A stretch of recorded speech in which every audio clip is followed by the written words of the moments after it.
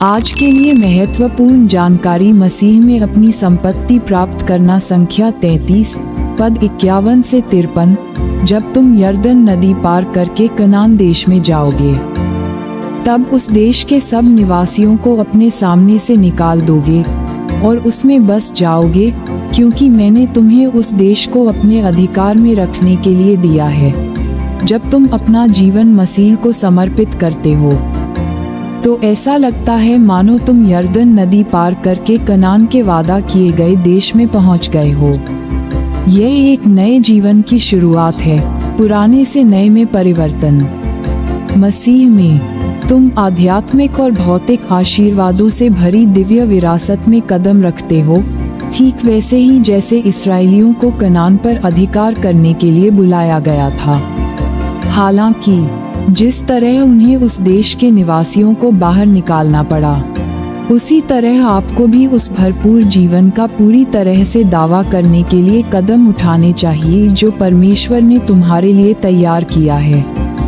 विश्वास की यात्रा निरंतर विकास और विजय की यात्रा है। जैसे जैसे आप परमेश्वर के वचन में गहराई से उतरेंगे, आप मसीह में अपनी जीत की वास्तविकता को समझेंगे।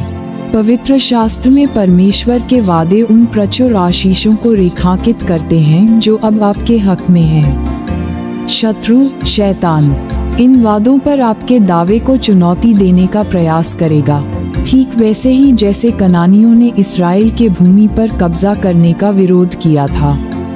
हालांकि आपको विश्वास में दृढ़ रहना चाहिए, ये जानते हुए कि परमेश्वर ने पहले ही आपकी जीत सुनिश्चित कर दी है। शैतान आपके दिल में संदेह और डर पैदा करना चाहता है, जिससे आप मसीह में अपनी विरासत पर सवाल उठा सकें। वह परीक्षणों, प्रलोभनों और विकर्षणों के माध्यम से हमला करने की कोशिश कर सकता है, लेकिन याद रखें, यीशु ने पहले ही जीत हासिल कर ली है। कुलुसियों 2:2 घोषणा करता है, और उसने प्रधानताओं और शक्तियों को लूटकर उनका प्रगट रूप से प्रदर्शन किया और उनमें उन पर विजय प्राप्त की। इसका मतलब है कि क्रूस पर मसीह के बलिदान के माध्यम से अंधकार की हर शक्ति को निरस्त और पराजित किया गया है। इस वजह से आपके पास अपनी दिव्य विरासत में साहसपूर्वक चलने का अधिकार है। दुश्मन को अपने जीवन में किसी भी आधार पर फिर से कब्जा करने की अनुमति न दें। इसके बजाय अटूट विश्वास के साथ अपने आध्यात्मिक और शारीरिक आशीर्वाद को अपने अधिकार में लें। मसीह में आपके अधिकार में शांति, आनंद, दिव्य स्वास्थ्य, समृद्धि, बुद्धि और अनंत जीवन शामिल हैं। इसका अर्थ पाप, भय और शैतान की हर योजना पर विजय भी है। हर दिन अपने जीवन में इन सत्यों की पुष्टि करें। परमेश्वर के वादों पर खड़े हों और दुश्मन के हर झूठ को अस्वीकार करें। मसीह में अपने अधिकार को अपने अधिकार में रखने का एक मुख्य तरीका प्रार्थना और परमेश्वर के वचन की घोषणा के माध्यम से है।